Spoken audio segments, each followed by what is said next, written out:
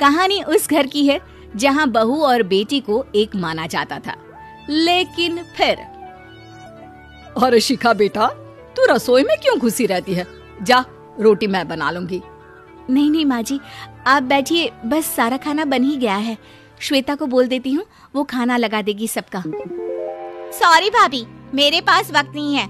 माँ, मुझे पैसे देना, पार्लर जाना है। हाँ हाँ चली जाना, भाभी को भी ले जाना। वो भी जाने को बोल रही थी पार्लर, पर पहले ना मदद कर दे उसके खाना लगाने में। देख माँ, वो बहू है, उसे बहू रहने देना, इतना सर पर मत चढ़ा भाभी को। श्वेता, ज्यादा मत बोला कर। बहू और बेटी में कोई फर्क नहीं होता है। जा जाकर काम कर। ननद को माँ का भाभी से इस तरह प्यार करना बिल्कुल अच्छा नहीं लगता। वो बार बार किसी न किसी तरह माँ को भाभी के खिलाफ भड़काती रहती, लेकिन कोई फायदा ना होता। एक रोज, अरे बेटे किशन, जा बहू को कहीं घुमा कर ला, सारा दिन घर में काम करती रहती है। हाँ हाँ माँ, हम लोग जा रहे हैं ना गोवा। अच्छा जी, भाभी ने तो हमें बताया भी नहीं। वैसे तो सारी पंचायत करती है, ये गोवा वाली बात क्यों छुपा गई हमसे? अरे क्योंकि उसे खुद नहीं पता था बहन। मुझे टिकट सस्ती मिल रही थी तो मैंने बुक कर दिया। हाँ शिखा, पैकिंग कर ले, संडे हम जा रहे हैं गोवा। दोपहर में शिखा पैकिंग कर रही थी कि सास आ जाती है। ये क्या बहू, साड़ियाँ? अरे गोवा जा रही है घूमने या फिर शादी में मायके हैं?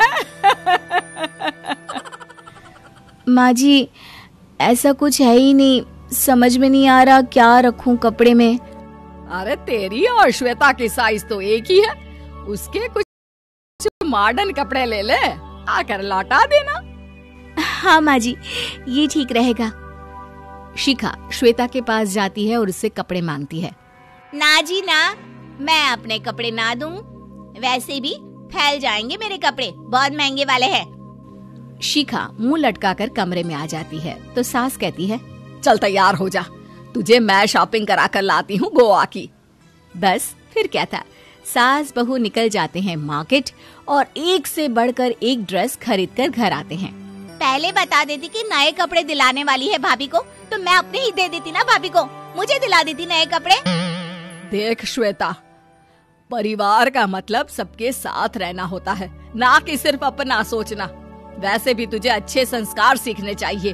और रही बात कपड़ों की, तो शिखा, आज से घर पर भी तू मॉडर्न कपड़े ही पहनेगी, कोई जरूरत नहीं है ये साड़ी वाड़ी लपेटने की।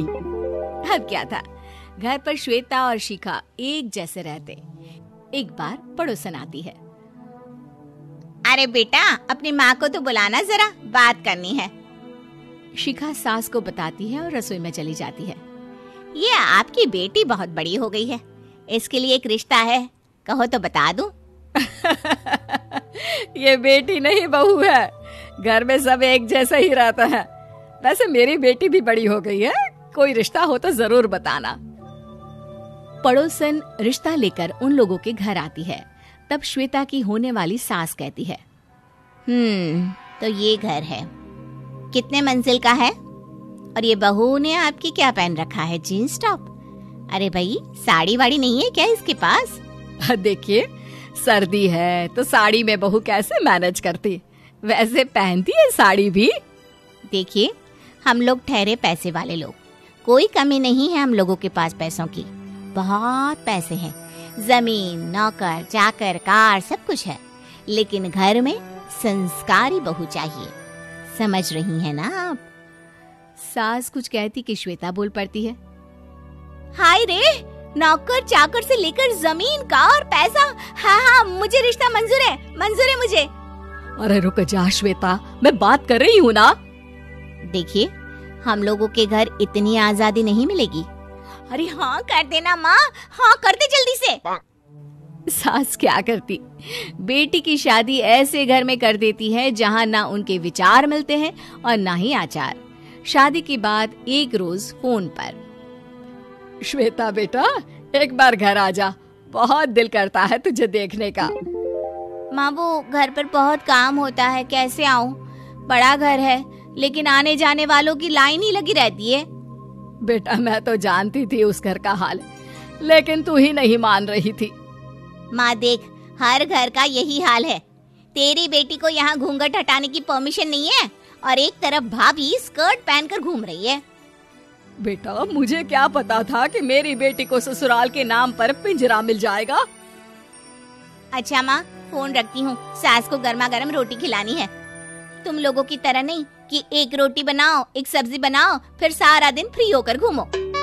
सास फोन तो रख देती है, लेकिन सोच में पड़ जाती है कि एक तरफ बेटी जिसे कोई आजादी नहीं, वहीं दूसरी तरफ बहू जिसे देखकर लगता ही नहीं कि उसकी शादी भी हुई है। अगले रोज। शिखा, अरे ओ शिखा। हाँ माँ, क्या हुआ? कुछ चाहिए आपको? मैं जिम जा रही थी। जिम के कपड़ों में बहू को देखकर सास को घूंघट में अपनी बेटी का ख्याल आता है। देख बहू, घर में बहू की तरह रहा कर। इतने टाइट कपड़े पहनकर जिम जाना पसंद नहीं मुझे। जा जाकर रोटी बना। रोटी? माँ, अभी तो शाम के 6 बजे हैं, इस वक्त रोटी? अब क्या मेरे खाने पीने पर भी पहरा है? अरे जब मर्जी तब मैं अपने घर में खा भी नहीं सकती क्या? बहू को अजीब लगता है। वो समझ नहीं पाती कि जो सास कल तक इतनी सपोर्टिव थी, उन्हें अचानक से क्या हो गया। वो किचन में जाती है, गरम रोटी के साथ 2 तरह की सब्जी, रायता, सलाद सब लेकर सास के पास आती है। माँ जी, खाना। इतना सारा खाना? राक्षस समझा है क्या मुझे? रोटी मांगी थी मैंने गर्मा गरम बस। पर माँ जी, रोटी खाती किससे आप? सब्जी तो बनानी थी ना। अरे भूख मर गई मेरी तेरी बहस से। जा जाकर काम कर, अंदर पूरी रसोई साफ कर। बहू अंदर चली जाती है। थोड़ी देर में श्वेता घर आती है। पकवान बना, मेरी बेटी आई है। अरे नहीं नहीं माँ, ड्राइवर बाहर खड़ा है। मैं तो घर का कोई सामान खरीदने के बहाने यहाँ आ गई हूँ, मुझे जाना होगा। अरे बेटा, पर कितने दिनों बाद देख रही हूँ तुझे। रहने आ जाना 2-4 दिन के लिए। आ जाऊंगी माँ, जब मेरी सास मरेगी तब। मैं तो रोज मन्नत मानती हूँ कि मेरी सास मर जाए तो अच्छा है। अच्छा चल, जा रही हूँ माँ। हे भगवान, कैसे कैसे दिन देखने पड़ रहे हैं मेरी बेटी को। सास अंदर जाती है, जहाँ श्वेता की जिम वाली सहेली का फोन आया होता है। क्या बात है, आज जिम नहीं आई? अरे पता नहीं यार, आज माँ को क्या हो गया अचानक। पर खैर कोई नहीं, लगता नहीं कि मैं अब जिम आ पाऊंगी। शिखा स्पीकर पर बात कर रही थी, जिसे सास सुन रही थी। यार ये सास ना होती ही ऐसी है। मैं तो कहती हूँ बुढ़िया जल्दी मरे और तू आराम से जिए। शिखा को सहेली की बात पर गुस्सा आ जाता है। माँ के मरने की कौन सा बच्चा दुआ मांगता है मोहिनी? आगे से ऐसी बात मेरे सामने मत करना। हमारे घर की शोभा ही माँ है। क्या हुआ जो थोड़ी सख्ती दिखा रही है? उसमें भी कोई ना कोई उनकी भलाई ही होगी। मैं तो कहती हूँ भगवान मेरे जैसी सास सबको दे, जो सिर्फ माँ की तरह है। सास वाली तो कोई बात ही नहीं है उनमें। सास ये बात सुन रही थी। उनकी आंख में आंसू आ जाते हैं कि क्यों वो बेटे की किस्मत में बहू को भी भागीदार बना रही थी। शिखा, अरे ओ शिखा, क्या हो गया? जिम नहीं जाना क्या?